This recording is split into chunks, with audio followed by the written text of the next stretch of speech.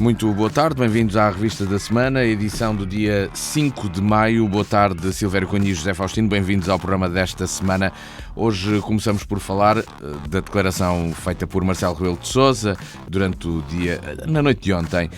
Uma declaração ao país em que o Presidente da República deixou críticas ao Governo, mas decidiu não dissolver a Assembleia da República. Disse ter decidido pela estabilidade. Falou em divergências de fundo com o Primeiro-Ministro, criticou diretamente João Galamba. O chefe de Estado prometeu ser mais ativo e vigilante em relação ao Governo de António Costa daqui para a frente.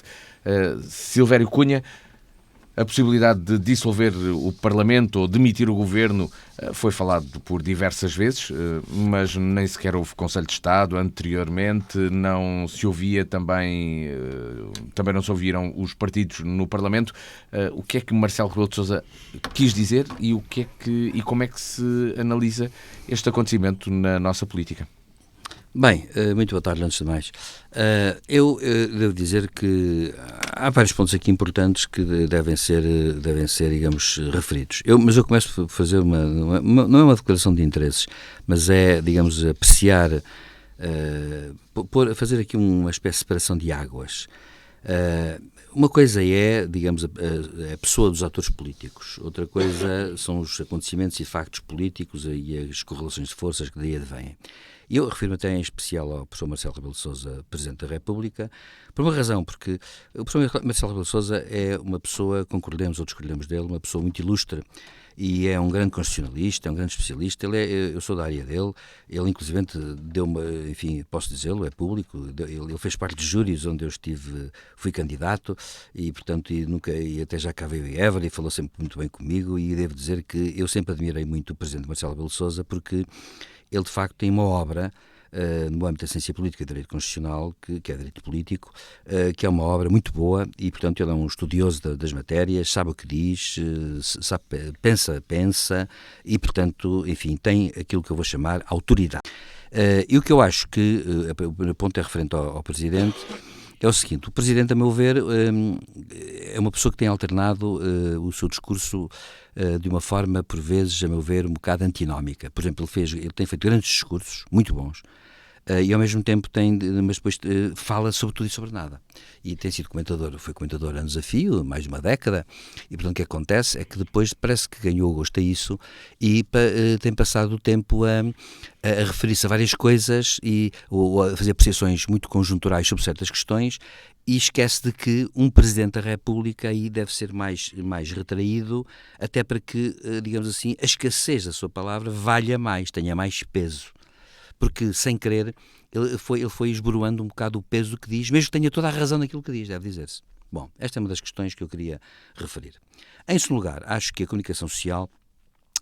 Eu vi uma coisa de uma jornalista que escreveu isto numa rede social e que eu, por acaso, acho que foi lamentável, quer dizer assim: a opinião pública publicada é a verdadeira opinião pública. Isso é mentira.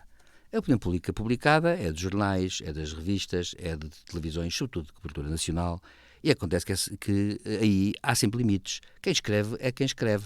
A esfera pública é constituída pelos cidadãos em geral, mas eu, por exemplo, na esfera pública, o que eu escrever numa rede social não significa nada.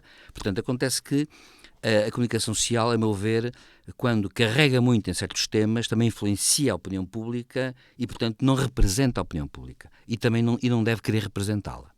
Agora, para mim, pronto, a questão neste pé. Agora, para mim, ao episódio concreto e depois, a meu ver, a grande questão. As redes sociais não são comunicação social. Pois não, e com essa agravante ainda por cima. Agora rende uma anarquia enorme. Porque a comunicação social é regulada, portanto é uma atividade regulada. Claro. Mas não representa, apesar de tudo, a opinião pública geral, não é? Não, também não. Agora, a questão que se coloca é um bocado esta.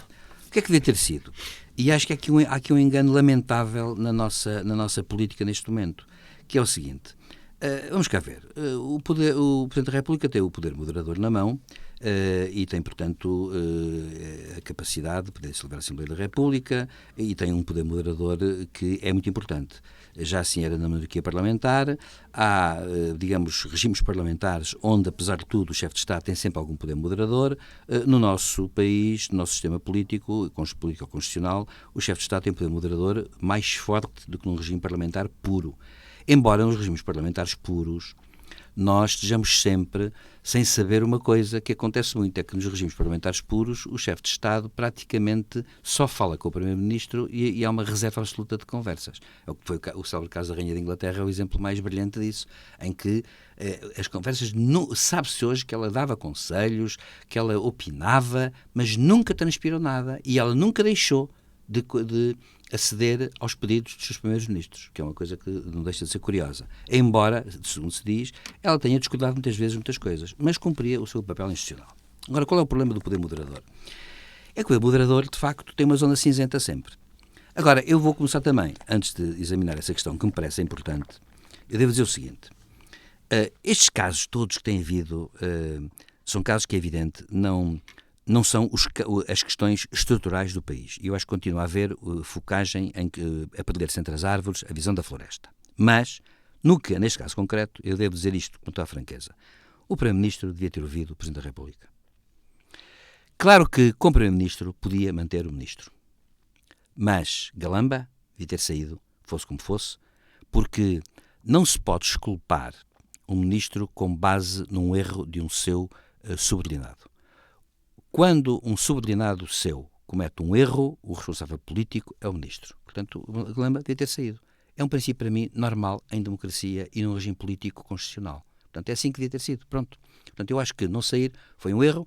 Vai enfraquecer o Ministro, retirou-lhe de prestígio que ele pudesse ter. Eu, sinceramente, acho que, quanto à franqueza, acho que é assim, acho que não tem sentido aquilo que aconteceu à partida, antes da intervenção do próprio chefe de Estado. Portanto, o Primeiro-Ministro, claro que é livre de manter o Ministro, embora devesse ouvir o Presidente da República, que ouviu, e quando digo ouvir é no sentido de atender com alguma presença de espírito as pretensões do Presidente.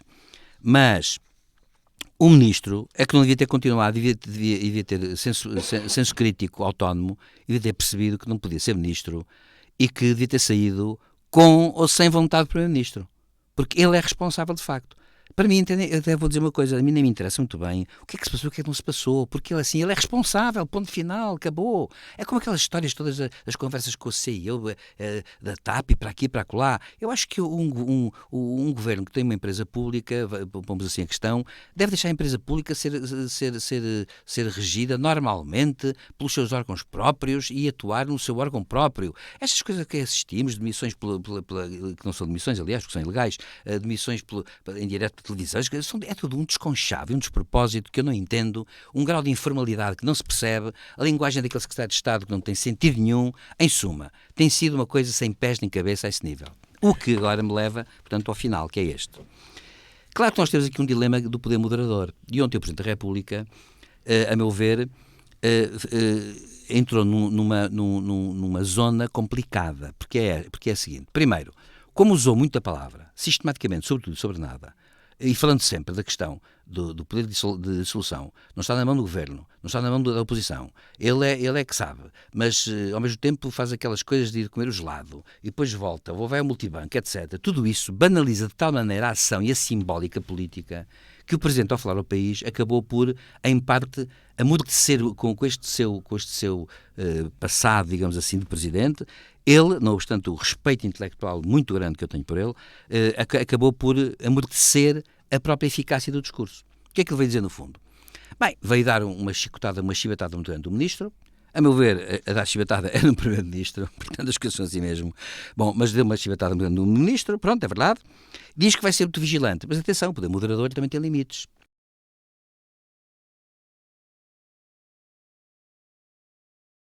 Portanto, acontece que entramos agora numa fase um bocado pantanosa, porque é assim, porque agora vai ser tudo interpretado de uma forma muito esquisita e muito diferente.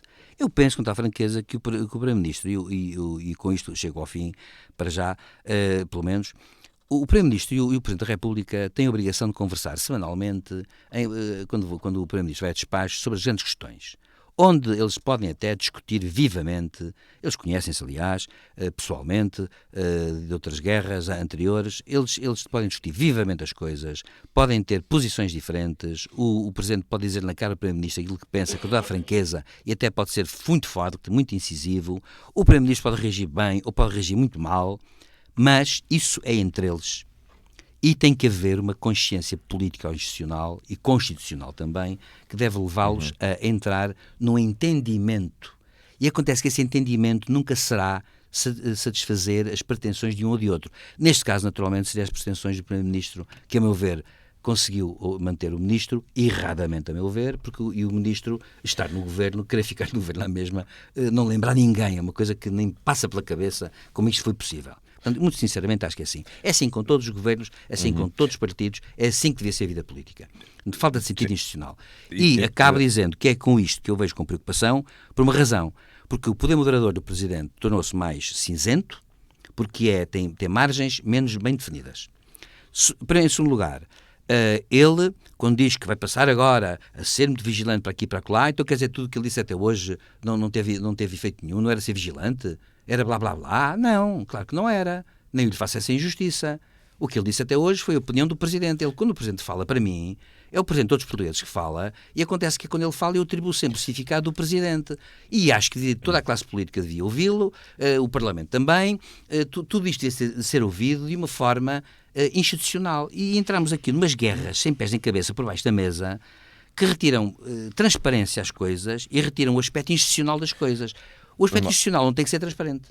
Mas acontece que aí a opacidade deriva do seu caráter institucional. Ora, nós estamos aqui numa espécie de guerra de alecrim manjerona, em que toda a gente fala na televisão, toda a gente comenta, toda a gente especula, e o Presidente depois vai animando isto. Eu só acabo com este exemplo. Deixa-me só, Matias, dar este exemplo para acabar. Quando o Presidente, 2 dias antes, diz assim: sim, haver boa economia não significa que haja boa política. Agora a questão nem está a saber se há boa economia, se não há, etc. A observação dele é em abstrato. É correta, é verdade. Pode haver boa economia e não haver boa política. Como pode haver boa política e não haver boa economia.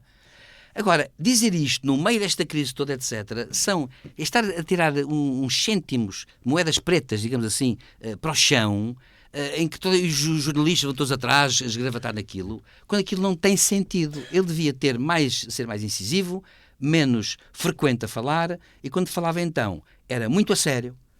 Mas, e o Primeiro-Ministro, a meu ver, desculpe só isto, correu, a meu ver, digamos, quis desafiar o Presidente, claramente, e a meu ver comete um erro por uma razão, porque eu penso, com toda a franqueza, que galamba ou outro qualquer, o princípio é este.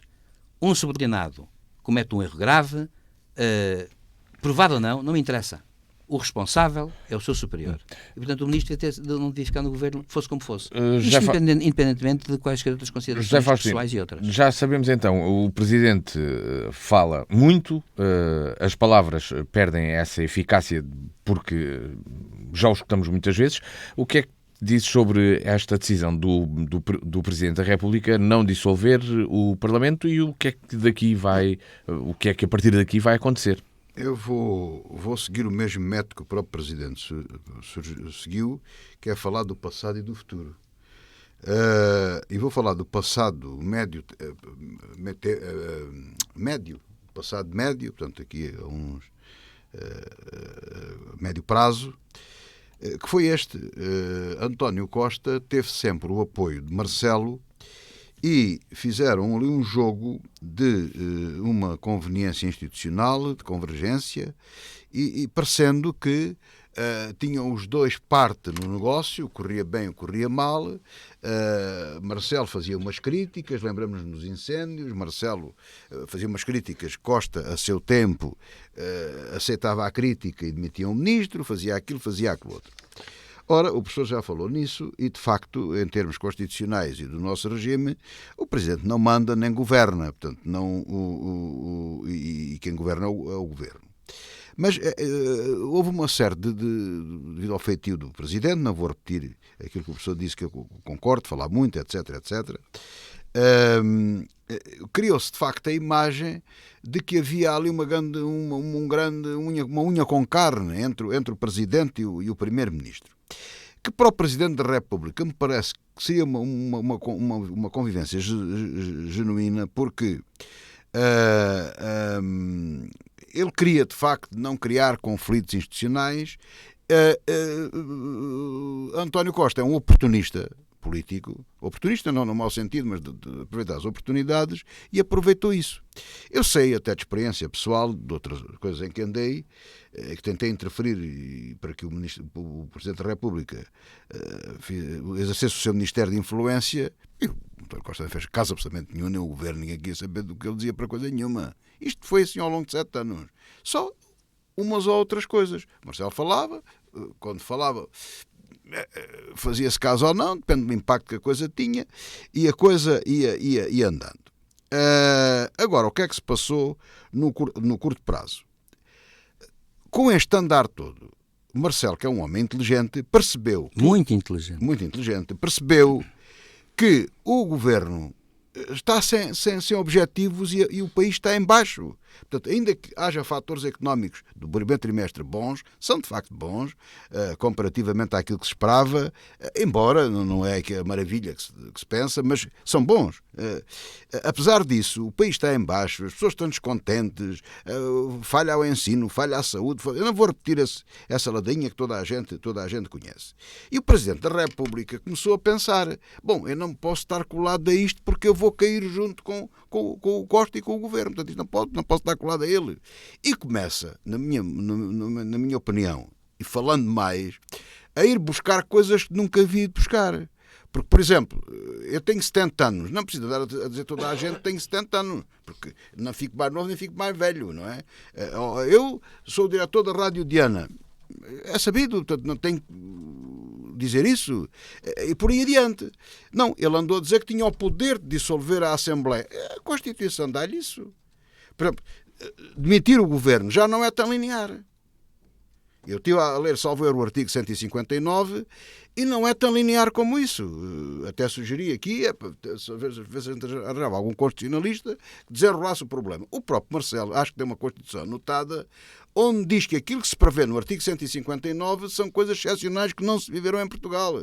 Portanto, a questão de demitir o Governo, ela praticamente não se coloca. Isto salvo melhor opinião, e eu não sou jurista. Agora, de dissolver a Assembleia ele pode. Criou-se foi uma teoria que só se podia dissolver Assembleias quando havia uma alternativa. Que ele criou essa teoria, ainda por cima. Não, ele e outros. Toda a gente criou-se essa teoria e depois foram buscar o caso do Sampaio e porque não sei o quê. Isso não está em lado nenhum. Quer dizer, o que a Constituição diz é que o Presidente pode demitir e ponto. E o que acontece depois logo se verá. E pode ir demitindo cada vez que ele quiser. Mas já faz, desculpe se interrompê-lo. Com certeza. Mas veja se não concorda com uma coisa. Não acha que houve momentos em que os jornalistas faziam perguntas sucessivas ao Presidente e ele cai na tentação de lhes responder a pequenas coisas sistematicamente e depois diz, e isto é assim, e um jornalista perguntava-lhe outra vez, mas ó Sr. Presidente, e se for assim? E ele respondia, tal. Que é uma coisa que eu acho incompreensível isto. Eu uma inconfidência, com todo o respeito que eu tinha e amizade pelo Dr. Jorge Sampaio. Eu conhecia o Dr. Jorge Sampaio, era amigo dele pessoalmente. E uma vez, num círculo de amigos, já não me lembro quem, alguém lhe dizia, Jorge e tal, tu não resistes a esta gente, tu não podes ver um microfone, pá. E não sei se te lembram, o Dr. Jorge Sampaio, que era uma joia de pessoa, como não está em causa isso, mas ele não resistia, quer dizer, agora o Marcelo, o Jorge Sampaio ao pé do Marcelo era um menino do coro, quer dizer, mas o Jorge Sampaio chegou a fazer isto. Eu hoje não dou declarações a ninguém, e andou em 5 metros, voltou, mas ainda cá vos venho dizer que não sei o quê. O Marcelo não chega a andar 3 metros, ele dispara logo. Pronto, e depois faz aquelas cenas a dizer que está tudo normal, já tinha foi levantar ao multibanco, desta vez foi comer um gelado, ou almoçar, ou não sei o quê, jantar, e faz este número. Portanto, ora, de facto, o povo diz e bem que a palavra é de prata, mas o silêncio é de ouro. E a palavra valoriza-se muito mais em função do silêncio. Tem que saber gerir o silêncio e as palavras. Pronto, mas Marcelo não sabe. Mas começou a perceber a coisa. E então o que é que ele fez? Desbocado como é, começou a despregar os caixotes todos. Eu posso dissolver e tal. Ou seja, com a ampliação dos jornalistas, tentou dar razão, pareceu. Não era bem essa a intenção, que ele estava a ameaçar o Governo. Ele nunca quis. Ele queria avisar o Costa. Atenção, tens que gastar o dinheiro do PR, tens que haver e não sei o quê. Ele queria fazer aquilo que sempre fez. Mas que o António Costa percebeu que também está aflito, o governo, isto está muito complicado, a situação do país está complicada, e percebeu, e com esta comissão de inquérito, com a TAP, com tudo isto, porque o ministro Galamba não é só o adjunto dele que andou para lá, naquela coboiada, nem vale a pena falarmos das bicicletas, e no CIS e não sei o quê, não sei o quê. O ministro Galamba alegadamente mentiu. Prepararam reuniões e, portanto, ele teve ali um comportamento complicado e é onde Marcelo se baseia para dizer que ele não devia continuar no governo. Ora bem, agora vamos ao passado recente. O que é que aconteceu? Na minha opinião, António Costa resolveu que é um político e um estratega brilhante, não no sentido de orientar o país e para governar o país, tenho dito várias vezes, para se manter no poder. Ele faz tudo o que seja preciso, segue o Sun Tzu, o Maquiavel, toda a gente. O objetivo é ele manter-se no poder. E o que é que ele pensou? Eu vou jogar aqui a minha cartada. Portanto, ninguém... Vamos lá ver. Quem é o ministro que aguenta aquilo que o Galamba aguentou, por exemplo, na palavra do Presidente da República? Eu pessoalmente, jamais, contra tudo e contra, jamais me manteria como ministro. Claro, evidente. Evidente. O que significa o seguinte: ele, na verdade, demitiu-se combinado com o Primeiro-Ministro. Portanto, eles estiveram 1h30 reunidos e aquilo foi: tu agora admites-te e eu não vou aceitar a admissão. Eu não sei o que é que Galamba disse, que eu não quero, ou deixe de querer. Aceitou o jogo, portanto, e fizeram um jogo. E o que António Costa fez à porta do Palácio, segundo a nova imagem agora que ele tem dos Açores todos, tem para aí batalhões e batalhões, já foi outra vez buscar o João Pacha Martins e tudo, isso é bom que se diga o que é que dá por trás, já falam só de pé, já não estão sentados, nada disso. Ele fez uma declaração de guerra, só faltou o camuflado. Vestir um fato como o do Zelensky. Ele fez uma declaração de guerra ao Presidente. E o Presidente responde-lhe: eu aceito a declaração de guerra, estamos em guerra. Não há dissolução da Assembleia, com a tal teoria, ou pressuposto, porque não se sabe o que é que vem aí, as teorias do Chega e do SD, aquelas coisas todas que para aí se arranjam, mas eles entram em guerra. Portanto, há uma guerra declarada e há uma guerra aceite. Que não pode ser, mas sabe que não pode ser no sistema constitucional.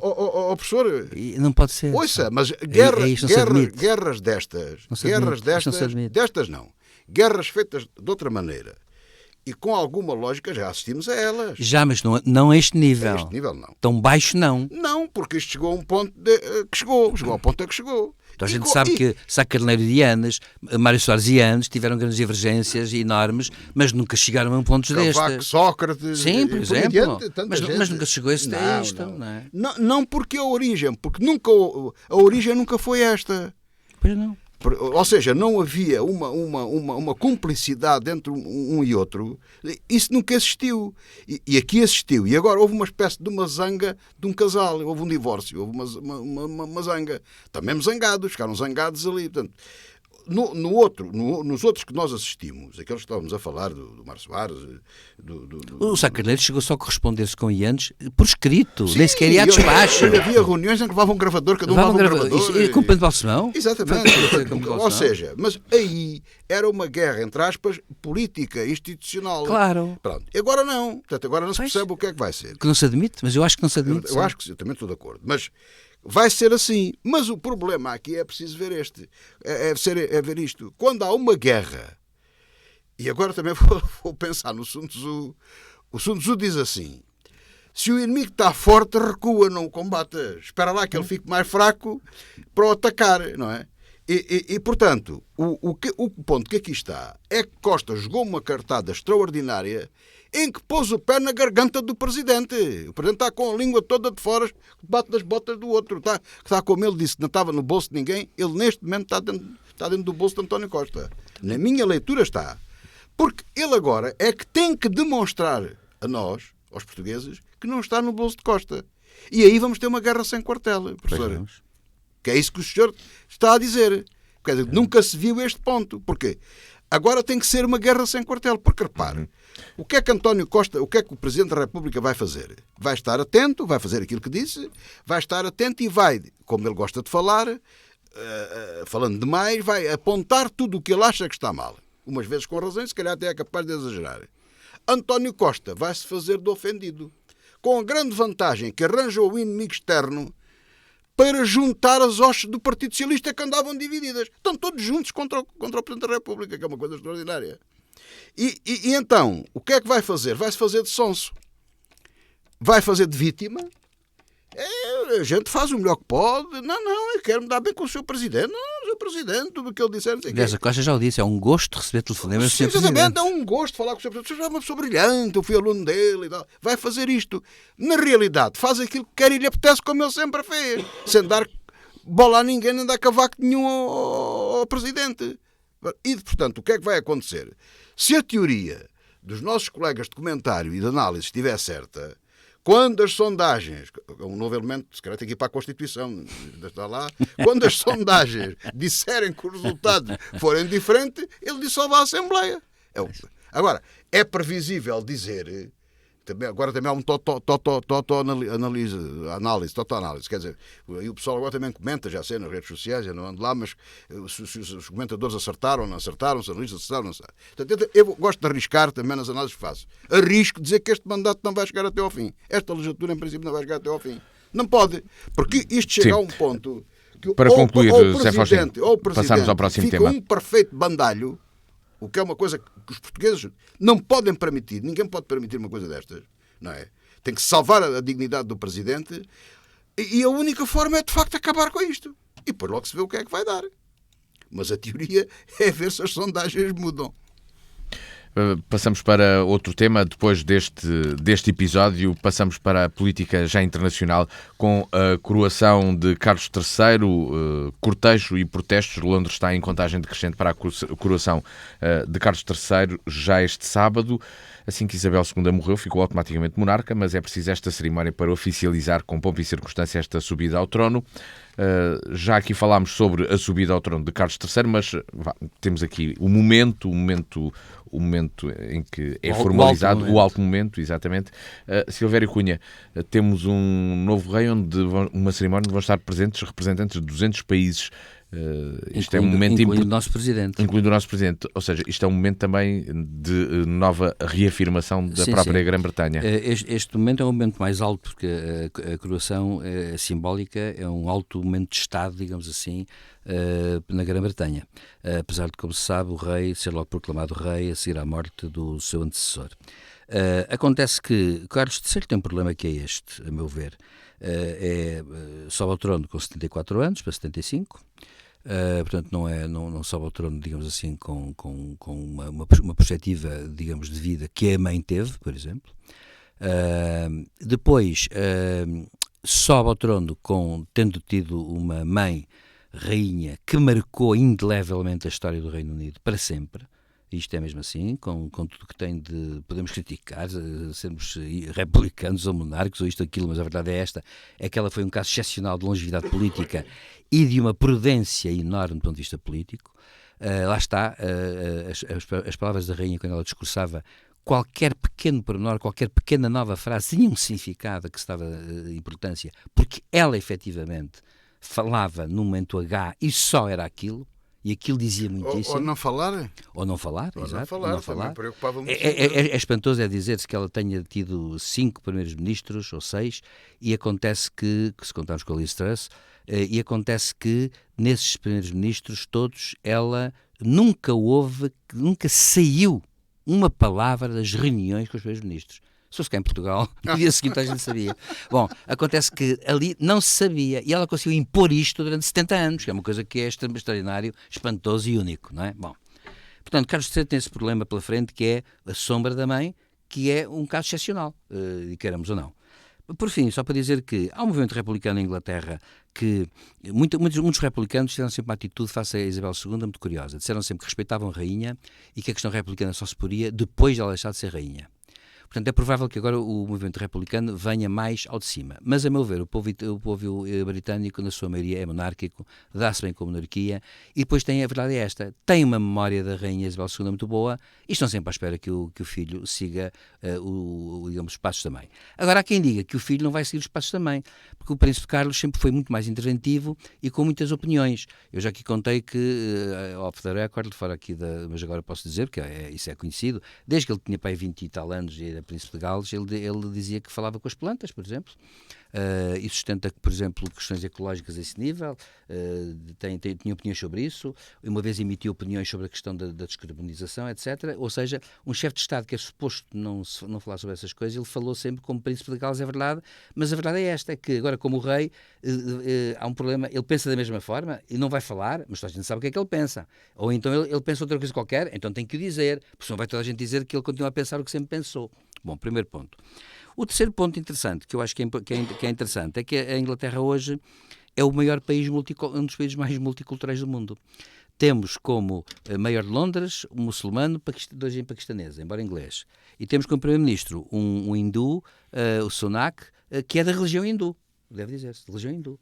E, portanto, como primeiro-ministro, que é uma coisa curiosíssima do Partido Conservador, o que é uma coisa curiosíssima e única na história inglesa e na história do mundo. Porque temos, portanto, duas pessoas com religiões diferentes, um à frente da maior metrópole britânica e das maiores do mundo, e o outro primeiro-ministro de uma superpotência, queremos ou não, é uma superpotência, o Reino Unido, e que é hindu de religião e de origem indiana, como é evidente. Portanto, acontece que a Inglaterra mudou muito. E essa é uma questão que se vai colocar. Agora, claro, se isto influi na política interna inglesa, eu acho que vai-se pôr uma questão a Carlos III, mais tarde ou mais cedo, que é a questão da Irlanda, que ainda não está completamente resolvida, porque também há problemas com o Partido Conservador. Sunak tem sido um homem muito prudente, mas toda a gente sabe que Boris Johnson tem ainda a ideia de voltar a ser Primeiro-Ministro. E que foi com Boris Johnson que surgiu o problema da Irlanda. E a Irlanda é um problema muito grave, porque a paz não está 100.0 consolidada. E é bom lembrar que morreram 3.000 pessoas durante aqueles anos todos de guerrilha, de um lado e do outro. E, portanto, como não está consolidada, Carlos III tem um problema grave por uma razão, porque um primeiro-ministro imprudente, Tony Blair foi muito prudente e conseguiu estabelecer um plano de paz muito bem feito, aceito pelos irlandeses. Boris Johnson teve um problema que foi, não querendo cumprir o tratado que estabeleceu com a União Europeia, que não quis, disse-o claramente, que a Irlanda arranjou um problema gigantesco, que está a causar muitos problemas na Irlanda, que está, aliás, a provocar na Irlanda uma coisa curiosa eleitoral, é que agora da última vez, ganhou o partido que se opõe precisamente aos ingleses, que é uma coisa que é impensável há uns anos, ganhou as eleições, e acontece que está a radicalizar-se, claro, e a Escócia que quer independência, que está a radicalizar. Portanto, Carlos III tem que ter muito cuidado e tem que ter a prudência e a diplomacia que a mãe teve. Só que a mãe tinha uma coisa que Carlos III ainda tem que ter, e com isto acabo, é que fala-se em poder, que é potestas, que é o poder bruto, não é? Mas o grande poder é a auctoritas, que é a autoridade. A Rainha Isabel tinha autoridade. Reparem nisto. E aqui provavelmente falta essa demonstração, não é? Deixe-me só dizer isto para ainda terminar. Não tem essa... O IRA, já a pensar na paz, mas ainda inimigo, adversário. Como se sabe, o IRA foi responsável pela morte de Lord Mountbatten, que foi, digamos, tio de rainha, aliás, e que um herói da Segunda Guerra Mundial, o último vice-rei da Índia. E Lord Mountbatten estava a passar férias, com 80 anos já, e o IRA pôs numa bomba debaixo do iate e ele explodiu e enfim, morreu e tal. Aliás, exerceu uma grande influência no rei Carlos, e o rei Carlos ficou muito afetado porque o Lord Mountbatten exercia mais influência que o Duque de Edimburgo, que o pai do rei Carlos. Deixa-me só dizer uma coisa. O IRA, atendendo a que era a Rainha Isabel II, depois, pessoalmente, pediram-lhe desculpa pelo que fizeram, dizendo que estavam arrependidos de ter cometido aquele crime contra Lord Mountbatten, e pediam-lhe pessoalmente desculpa à rainha por aquilo que tinham feito e reconheciam que tinham feito mal. Ora, isto mostra que a rainha tinha autoridade, inclusive junto dos inimigos. Ora, um rei que agora é entronizado com uma rainha que teve este percurso todo, vai ter que fazer alguma coisa. Dentro destas crises da monarquia, provavelmente dentro da Commonwealth fala-se já de um referendo que vai acontecer na Jamaica já no próximo ano, precisamente para que a Jamaica deixe de fazer parte da Commonwealth e passe a ser uma república. Se calhar o primeiro a dar esse sinal, sendo que não tem nada que se possa relacionar com o Reino Unido no sentido da Escócia e da Irlanda do Norte, José Faustino. E eu só queria dizer que eu já vou dizer uma coisa. O governo australiano, que se mantém monárquico, no entanto já não quer pôr a efígie do rei Carlos nas notas de banco. E a Rainha Isabel continua. José Faustino, são vários desafios que o Carlos III tem aqui pela frente para manter a presença da monarquia. Bom, eu aqui não sou obrigado a fazer nenhuma declaração de interesses, mas tenho que a fazer para que percebam melhor aquilo que eu vou dizer. eu sou republicano, não é nenhuma novidade. Sou republicano, não sou monárquico, mas não sou antimonárquico, portanto percebo perfeitamente. O Matias diz que a gente repete muitas coisas, é uma repetição outra vez. Matias, eu tenho consciência disso, mas eu sou republicano, mas respeito a monarquia. E a monarquia tem uma coisa melhor que a república, é que fabrica os reis. E a república elege-os, portanto pode aparecer qualquer pessoa, pode ser. É bom, é mau. Eu prefiro, apesar de tudo, há coisas que nós temos que preferir às vezes coisas menos boas do que outras boas. É evidente, não é comparável o Carlos III à mãe, que reinou aqueles anos todos, e tudo aquilo que foi dito e é sabido, tinha de facto poder e autoridade, portanto era reconhecida como a soberana de toda a comunidade e da Inglaterra. Os republicanos também têm outro defeito, que é quando as coisas estão boas, tragam-nas. Por exemplo, nós tínhamos aqui um regime totalitário, há 50 anos, vai fazer 50 anos que instituímos uma democracia, ainda não conseguimos fazer mais do que aquilo que fizemos. Podíamos ter feito muito mais, é uma coisa que é evidente. Portanto, a República tem este problema. Se calhar é um mal necessário. Eu penso que, sinceramente, esta monarquia institucional, como nós a conhecemos, com a Rainha Isabel, agora com Carlos III, tirando as coisas da família real, aquele filho do rei, aquele príncipe mais novo, aquele é um... O André, o mais novo não, do meio. Aquele que está casado lá com a atriz. Não, o filho. O Harry, o que é casado lá com a atriz. Sim, tudo. É uma pena, porque a rapariga até era boa atriz, e via as séries dela e tal, não sei o quê, mas completamente desmiolados. Aquela gente está completamente desmiolada. E lá está. Está a ver? Quer dizer, a República, por exemplo, os americanos, que é o expoente máximo, é inconcebível pensar na América sem ser uma república. A república onde se diz aquelas barbaridades todas na televisão, nas entrevistas, etc, etc. Ora, tal como eu dizia dos Estados Unidos, a Inglaterra é monárquica. E a Inglaterra sem rei ou sem rainha, aquilo dá mau resultado. Eu percebo a legitimidade da Escócia em querer ser independente, já fizeram um referendo, aquilo esteve ali muito tremido, sei que há muitas coisas metidas pelo meio, há o problema da União Europeia, do Brexit, aquelas coisas todas. Eu acho que nem a Escócia, nem a Inglaterra, nem a Irlanda, nem ninguém, a Irlanda é um bocado diferente, mas apesar de tudo, ninguém ganha com o fim da monarquia. Pode-se ganhar mais ou menos autonomia, já tem governos, tem assembleias, isso sim, mas não tem vantagem nenhuma mudar para a República, porque aí é o desentendimento e a divisão completa, porque a única coisa que os une é o rei. Era a rainha e agora é o rei. Que a líder escocesa admite uma monarquia, o rei de Inglaterra ser também rei da Escócia. Certo. Portanto, um chefe de Estado de dois países independentes. Muito bem, isso é uma visão sábia. Mas é o contrário daquilo que vimos na Austrália. Claro. E que vimos no coisa. Claro, pensamos assim, a Austrália precisa da Inglaterra para quê? Para nada. Mas o ponto não é esse. É hoje, simbólico também. Não, mas hoje, por exemplo, com toda a geoestratégia que estamos a ver, com tudo a desmoronar-se, a ordem mundial está a modificar-se toda, há toda uma vantagem em que eles se mantenham unidos. O Canadá, a Austrália, a Inglaterra, tudo isso. O que é que os une? O rei.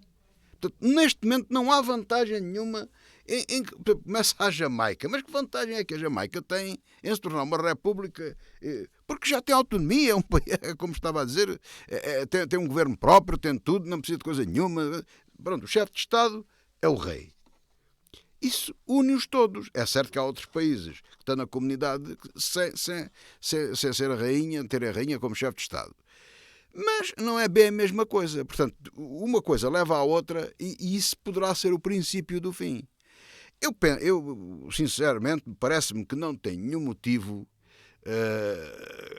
Há questões pessoais, uns são mais simpáticos, outros são mais simpáticos. O Carlos III teve aquele problema complicado do casamento com a princesa Diana e o amor da vida dele, que é agora a rainha, que vai ser agora, portanto, que já é rainha com ele. Mas isso são acidentes de percurso. Tem o desmiolado do filho com a mulher, a outra atriz, que andam para aí a vender livros e a dizer asneiras e coisas do género. A casa real às vezes também não funciona da melhor forma. se na República temos a palhaçada que temos aqui em Portugal, porque é que uma monarquia não há de ter direito às suas palhaçadas, não é? Porque aquilo até é uma coisa festiva, não é? Agora, o que me parece a mim é que, apesar de tudo, eles sentem todo aquele problema. Quer dizer, eu não acredito que, por exemplo, os escoceses, parece que vê uma pedra, uma coisa qualquer, que é tradição, lá que vem da Escócia, por causa agora da coroação e tudo isso. Aquilo liga sentimentalmente as pessoas, tem que ligar, quer dizer, e quebrar aquilo é complicado. E a verdade é que se prevê mais de 1 milhão de pessoas na rua para ver passar o rei no coche com os cavalos e depois não sei o quê, mais para aqui, mais para ali. Aquilo é a Inglaterra. Portanto, se acaba aquilo, se acaba a monarquia, acaba a Inglaterra. Portanto, a Inglaterra vai-se tudo e todos os outros vai tudo atrás. Portanto, é um erro. Estrategicamente é um erro. Passamos para... Isto dito por um republicano é suspeito, mas eu aqui tenho que analisar as coisas friamente. É história, é a análise das coisas, quer dizer. Não é? Avançamos para outro tema no programa de hoje. Marcou esta semana a morte do escritor Luís Carmelo. Foi colaborador na DNFM em diversos projetos, entre os quais um programa que é a Toca dos Aborígenes, se calhar o que ficou mais conhecido. Dos seus romances destaca-se A Falha, um livro que foi adaptado ao cinema no início do milénio, e o seu projeto mais recente nasceu na sua cidade, em Évora. Acabou por não se fixar aqui, porque regressou a Lisboa, onde continuou a desenvolver a Escola de Escrita Criativa Online, que continua a funcionar como escola de escritas. Um primeiro comentário do Silvério Cunha. Pois, eu, enfim, não conheci pessoalmente o professor Luís Carmelo, mas fui e sou um leitor de obras dele. Curiosamente, as de não ficção, as de ficção conheço muito mal. Uma vez folhei uma, mas li uma, mas foi há muitos anos e, de facto, tem-me interessado mais o que ele escreve de não ficção. E devo dizer que é uma pessoa que demonstrou e demonstra, porque a obra continua, uma grande cultura sólida, muita erudição, muita capacidade de pensamento, muita reflexão, e portanto eu devo dizer que sinceramente sinto pena quando parte uma pessoa tão cedo e com uma grande capacidade para continuar a dar-nos, digamos assim, a partilhar connosco o seu pensamento. Endereço naturalmente à família os meus sentimentos. E a questão é continuamos, a melhor forma de homenageá-lo é continuar a lê-lo e continuar a retirar do que escreveu aquilo que continua a ser de facto realmente bom, francamente bom, e que vai continuar a ser sempre bom, em qualquer caso.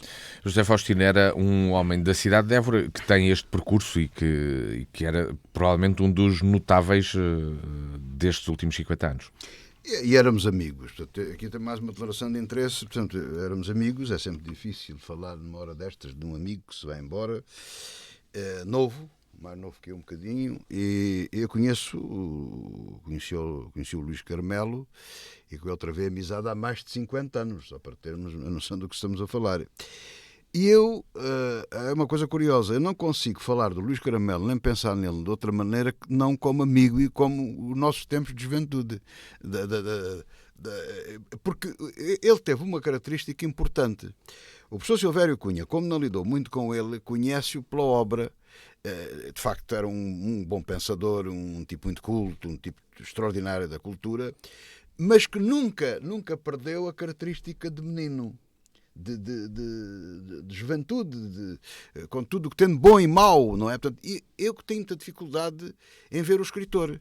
Eu vejo com mais facilidade o Luís Carmelo das brincadeiras, dos copos, dessas coisas todas, e lembro-me sempre de histórias, coisas engraçadíssimas desse tempo de juventude. E ele próprio, as conversas, ainda depois, recentemente ele foi para Lisboa e progressivamente fomos deixando de lidar mais, mas mantivemos, sempre quando nos víamos, falávamos um bocadinho e tudo isso. Mas as conversas raramente iam para essas coisas, eram coisas da vida. Portanto, ele encontrar... São os melhores. Mas encontrar um amigo com uma atividade absolutamente normal, digna, é certo, mas... Ou o caso dele, um homem da cultura, era quase igual, porque a conversa mantinha-se à volta daquilo. Aliás, ele tinha uma coisa engraçada. Eu lembro-me, há uns anos, ele dizia-me assim: isso de gestões e de negócio, eu não percebo nada, a minha vida é outra e tal, tu é que sabes dessas coisas. Todavia, ele ainda fez uma incursão por esse mundo. Ele era muito curioso, metia-se em tudo. Aliás, as obras dele, aquilo que ele escreveu, portanto, ele era um estudioso da semiótica, fez, aliás, acho que a tese de doutoramento dele é sobre isso, que uma vez até me explicou, aquilo foi uma barrigada de rir, não é? Porque eu digo, mas como é que tu tens paciência para isso?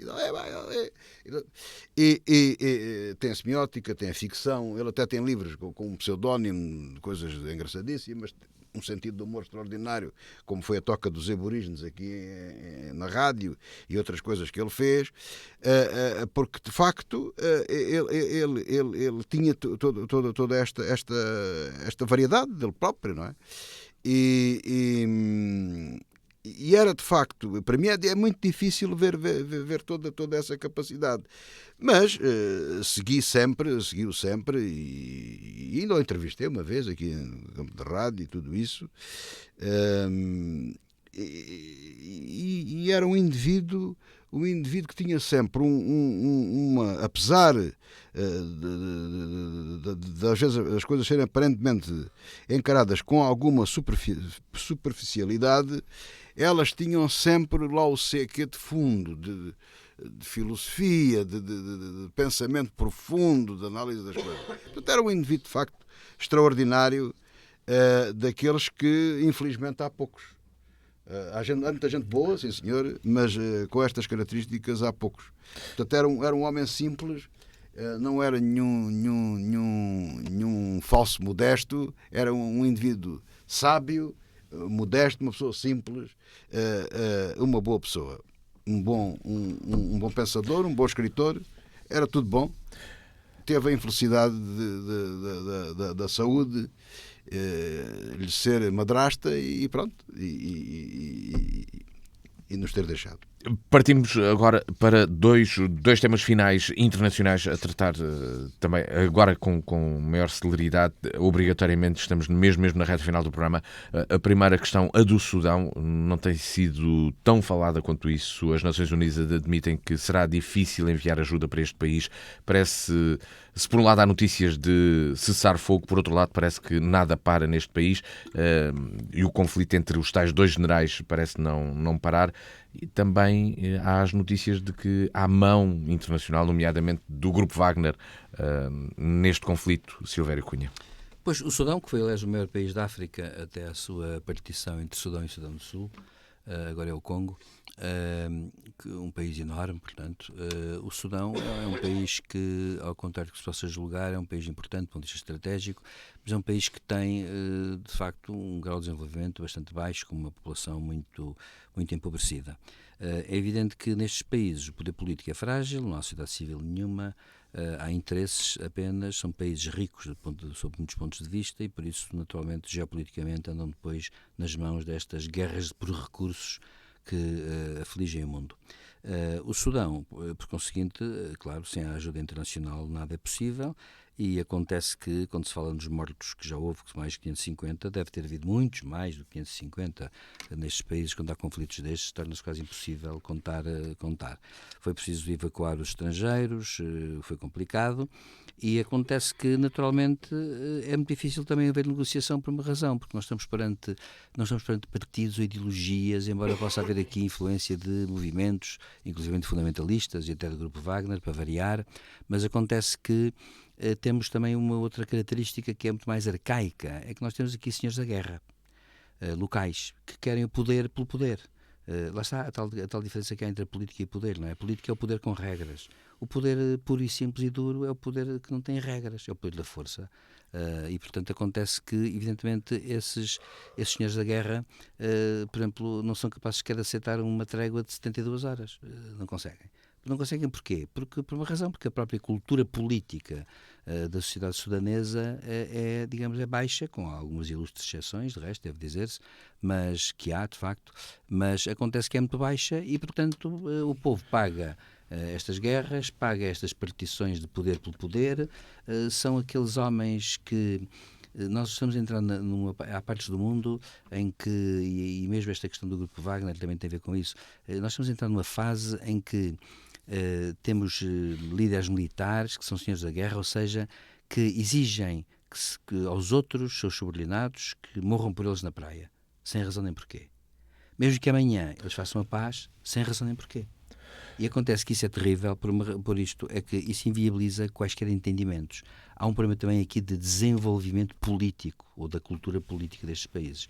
E por isso, infelizmente, estes países estão nas mãos de grupos de interesses, por um lado, e de senhores da guerra que fazem a guerra e matam pessoas sem qualquer problema para eles, porque para eles a vida humana não existe, não tem importância, não tem relevância nenhuma. Por isso, neste momento, há um problema que se coloca aqui, que é este, é que a própria ONU conseguir que líderes militares rivais, os senhores da guerra, como eu gosto de dizer, porque não sou secretário-geral da ONU e posso tratá-los como eles são, estes senhores da guerra que, de facto, no fundo, são autênticos criminosos e, portanto, deveriam poder falar entre si, mas a verdade é esta, eles não podem falar entre si por uma razão, porque eles não têm projetos sobre nada. Eles querem o poder, e o poder total e absoluto e até pessoal, em muitos casos. Em outros casos de grupos. Mas acontece que são interesses baseados ou em aspectos materialistas ou então no poder pelo poder. Por isso, é claro, é tudo difícil. Vamos ver o que é que vai acontecer, mas é sempre uma tragédia para o povo, claro. José Faustino, um comentário à situação que se vive neste país. Vamos lá ver, o Sudão é uma coisa que pode, como o professor Silvério Cunha disse e explicou, pode servir de exemplo àquilo que nós vivemos sem senhores da guerra, às vezes na Europa, naquilo que há bocado falávamos. Só que aqui não há armas, portanto, mas são jogos de poder. E os jogos de poder têm uma grande desvantagem. São bonitos, como todos os jogos, não é? Portanto, os jogos são bonitos em tudo, a gente gosta dos jogos, não é? Até na economia e tudo há a teoria dos jogos, não é? Que é importante. Mas para as pessoas, para a vida das pessoas, para os países, os jogos de poder não resolvem nada. E não jogam em cenário de paz, portanto, na paz não resolvem nada. Gastam-se energias, perdem-se objetivos dos países, perde-se tudo. E pior do que em cenário de paz, em cenário de guerra, porque, infelizmente, estes países como o Sudão, o professor disse tudo, os generais, o que é que eles querem? Ganhar. Mas ganhar para quê? Para mandarem. Mas mandar porquê? Porque é essa a sua natureza. É como o escorpião, não é? Que matou o sapo. Portanto, é a mesma coisa. Portanto, é exatamente a mesma coisa. Portanto, logo por natureza, o problema tem este diagnóstico. Aqui, com a agravante, não há um desenvolvimento económico, não há um desenvolvimento social, há fome, há miséria e a seguir isso há morte. É tudo. Portanto, é o fim da linha neste tipo de jogos de poder. É uma coisa terrível. Onde a África, infelizmente, tem-se assistido a muita coisa, não tão grave na América Latina, mas especialmente em África, coisas muito complicadas. Eu sempre tive uma ideia, hoje é despropositado falar nisso, com os problemas que temos aqui com a Ucrânia e tudo isso, com a Rússia, com a invasão da Ucrânia, mas é sempre de refletir neste tipo de senhores da guerra, porque eles não têm legitimidade, na minha opinião, para dizer que são coisas internas dos países, porque não são. Ali, naquele caso, não são. É uma contenda entre guerrilheiros, entre exércitos, não é? E devia haver uma ordem internacional que agisse em defesa do povo, porque eles não têm o direito de fazer aquilo que fazem ao seu próprio povo. Não têm esse direito. Talvez ainda se venha a discutir o envio de uma força de imposição de paz, que é uma das ferramentas das Nações Unidas. Mas isso agora está fora de contexto. Agora o problema é outro. Na Ucrânia, a leste, o presidente da Ucrânia encontrou-se em Haia, onde vai reunir-se com o representante do Tribunal Penal Internacional. Curiosamente, esta viagem acontece numa altura em que, em Moscovo, houve um ataque, diz o governo russo, com o objetivo de assassinar Vladimir Putin, através de drones que foram dirigidos ao Kremlin e explodiram na cúpula de um dos edifícios. Silvério Cunha, este conflito está a ganhar estas figuras também, enquanto se espera, e há indicações por parte de militares, que realmente a tal contraofensiva ucraniana pode estar mesmo já a ser implementada no terreno. Pois, acontece que o presidente Zelensky, portanto, mantém aquela sua posição de diariamente criar acontecimentos para manter, digamos, o ânimo, digamos assim, na guerra, que é uma coisa que é notável, porque de facto há mais de um ano que ele o faz, é diário, portanto é muito difícil fazê-lo. Poucos, aliás, talvez seja a primeira vez até, talvez, que um líder político, do ponto de vista institucional, consegue fazer isso. Claro, foi visitar o Plano Internacional, enfim, porque, como se sabe, já foi emitido uma data de captura contra Putin. Não tem juridicamente validade, porque os países que não ratificaram o TPI, portanto, são países onde o TPI não tem qualquer aplicação, possibilidade de aplicação. Deve dizer-se que aqui também funcionam os jogos de poder, como é evidente, porque, digamos, o TPI está institucionalizado desde 2002, graças ao voto de 60 países que ratificaram, dos quais da União Europeia, que ratificaram efetivamente o TPI, e por isso entrou em vigor, mas os Estados que não assinaram, onde abundam 4, foram basicamente 8 que não assinaram, que não ratificaram, mas o bando dos 4 para mim é a Rússia, a China, os Estados Unidos e Israel. São os 4 países que não ratificaram. E por isso Biden, eu achei muito curiosa aquela entrevista a Biden quando houve a emissão de imunidade de captura contra Putin, porque ele disse, bem, nós não ratificamos, mas é uma mensagem muito forte, o que é um bocado absurdo, também contraditório, porque se a mensagem é forte é porque é boa, se é boa então porque é que não ratificaram? Bom, a questão que se foi um bocado essa. Agora, claro, é simbólico, a meu ver, e está correto, simbolicamente é correto. O Tribunal Internacional é uma inspiração de um grande teórico do direito, que faz agora anos, que faz 60 anos, não, 50 e tal anos, 50 anos que ele morreu, em 73, que foi Hans Kelsen, que foi o grande, digamos, pensador do Tribunal Penal Internacional, tem aliás muitas obras sobre isso, e acontece que, portanto, digamos simbolicamente foi inteligente a parte de Zelensky ir lá. À sede, marca uma posição importante. Quanto ao resto, estamos naquela guerra do costume, em que Putin não percebeu ainda, na verdade, agora Putin vitimiza-se, não é? Agora já acusou, diz que foram os Estados Unidos que tentaram matá-lo. Os Estados Unidos já desmentiram categoricamente isso, dizendo que, na verdade, não mandaram nada nem ninguém para matá-lo. Se fosse os Estados Unidos, ele estava morto. Acontece que enfim, Putin vitimiza-se. Agora, claro, continua a ser aquela, digamos, esta guerra. O que a mim me mete mais impressão é a seguinte, é que é uma daquelas coisas que há bocado estamos a respeito do Sudão, pensando bem, aplica-se a mesma racionalidade, que é a seguinte. Putin, de facto, não entendeu ainda que as velhas relações internacionais não funcionam, não resultam, não dão bons resultados, e acontece que nunca deram. E isto aprendeu-se, julgava que se tinha aprendido depois de 1945. E acontece que ele fez uma espécie de recuo mental e cultural, e talvez daquela elite russa toda que domina o poder, bem entendido, há esse recuo, e esse recuo é um recuo que, a meu ver, é também um recuo civilizacional, do meu ponto de vista, e que é perigoso por causa disso. E, portanto o que está a acontecer é que isto é assim. Isto vai, ou realmente vamos entrar numa guerra sem fim, em que vão todos perder por exaustão. A tragédia será sempre do lado ucraniano, embora tenhamos que confessar que há uma tragédia do lado russo, porque há muitos mortos do lado da Rússia. Isso é uma tragédia para os russos que morrem, para as famílias deles. Também devemos ser humanos nesse sentido, porque eles não estarão lá certamente também com grande vontade, muitos deles. E depois há aquelas coisas que se deve dizer, que ainda ontem vi essa notícia, quer dizer, o Grupo Wagner atua ali de forma discricionária, sem respeitar sequer as leis da guerra, mas depois já ontem eu vi uma notícia que ao mesmo tempo mostra que há ali também dentro do lado russo uma certa desarticulação. Um dos líderes do Grupo Wagner veio dizer que vai retirar as tropas porque... Um dos líderes, é o dono. É o dono mesmo, vai retirar as tropas porque no fundo não tem munições.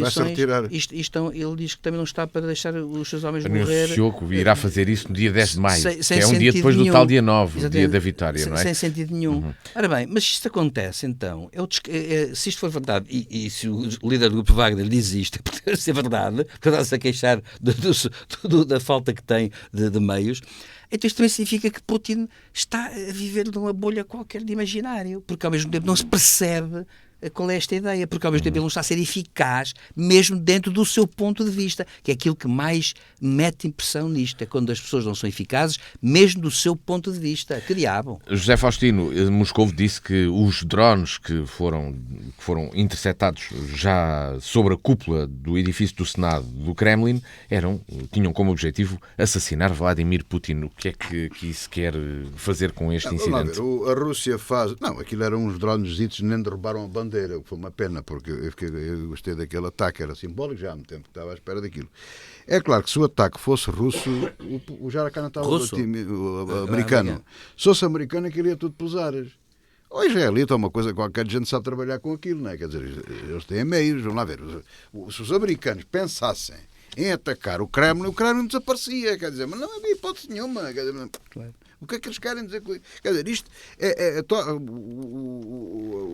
eu até acrescento àquilo que o professor está a dizer, que o Putin não gosta de valorizar os meus inimigos e os adversários, e não digo que o Putin que está doente da cabeça ou que é atrasado mental ou qualquer coisa. Não digo isso. Mas, de facto, está a ficar... É estranho. É estranho porque as coisas que ele diz cá para fora, aquilo até pode cair bem lá na Rússia. Mas ele deve ter a noção que aquilo cai no ridículo de outros países. Por exemplo, os aliados chineses, a esse propósito, sempre tinha razão. Deu resultado o telefonema do Zelensky com a China. Armou-se um grande sarilho. Está a ver? Portanto, a China agora tem outra vez condições para mediar o problema. Que é aceito por dois lados. Ora, aí está. De facto, o Zelensky, estou de acordo, já tenho dito isso, tem-se revelado um estadista extraordinário e nestas alturas de guerra é que se vê. Mas para armar esta coisa do ataque, não haja dúvidas disso. Qualquer país, a NATO, o Canadá, a Austrália, a Inglaterra, só não mete Portugal nisto porque já é forçado demais. Mas qualquer ataque destes países, o Kremlin desaparecia e o Putin. E se quiserem fazer, fazem-no. É preciso também perceber isso, quer dizer, não vamos cá iludir-nos. É preciso perceber. É claro que isso não está na cabeça de ninguém. Ninguém quer matar o Putin, ninguém quer acabar com o Kremlin. Talvez da Ucrânia, com toda a legitimidade, acho eu. Mas não têm meios para isso. Mas vão ter.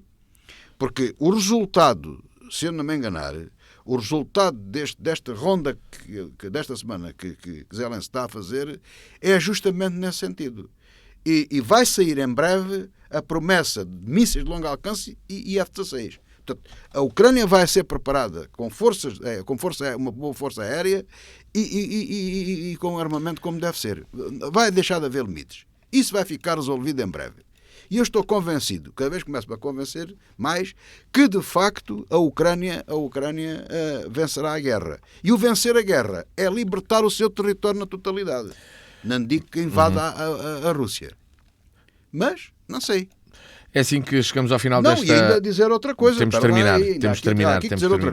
E para acabar também com a fanfarronice do Sr. Putin e começar a falar e a jogar isto, o grupo Wagner diz que é um grupo mercenário. Se é mercenário, alguém, se tivesse dinheiro, dizia ao senhor, como é que ele se chama? O Prigozhin, ao senhor Perigoso, olha lá, o senhor vai se zangar com o Putin até o dia 10. A partir de 11 quer trabalhar para mim? Meta aí uma abraçadeira diferente, passa para o outro lado, agora vamos embora para a frente. São mercenários. Um profissional trabalha para quem lhe paga. Ou então não é assim. Claro. É uma espécie de uma tropa de elite russa manhosa que anda roubando diamantes e pilhando onde calha, onde pode e por aí adiante. Falámos há bocado do Sudão e noutros sítios mais, na República Mali, República Centro-Africana, etc. Estão por aí espalhados. Portanto, ou são ou não são. Porque são mercenários, têm que trabalhar para quem lhes paga. Qualquer pessoa tem o direito de pagar para ser defendido. Portanto, talvez o senhor Perigozinho queira mudar de lado. Pior para o senhor.